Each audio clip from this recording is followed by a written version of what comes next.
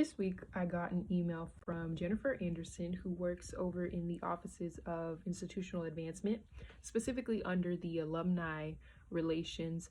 And she specifically reached out to me and wanted to ask if I'd work under her and her team. And she explained to me what they do as an organization as far as alumni, fundraising, and donorship. And I was excited to accept the opportunity and work on public relations and their social media presence.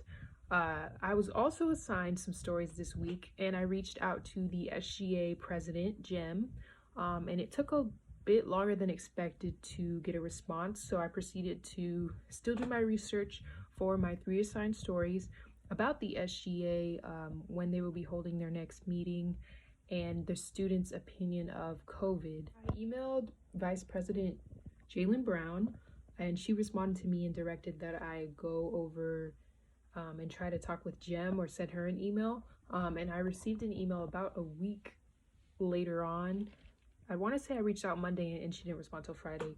So I proceeded to work on the other stories.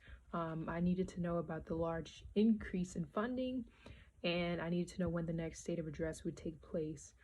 So I got to work on those. Now that I am working under the Office of Institutional Advancement, I unfortunately could not continue working with student media, which is the Hornet Tribune. So I turned in what stories I completed and let Mr. D know that unfortunately I can't do both and work for the Hornet Tribune and for the Office of Institutional Advancement. So at this time, I'm just going to be focusing on working under Mrs. Anderson and Miss Parks.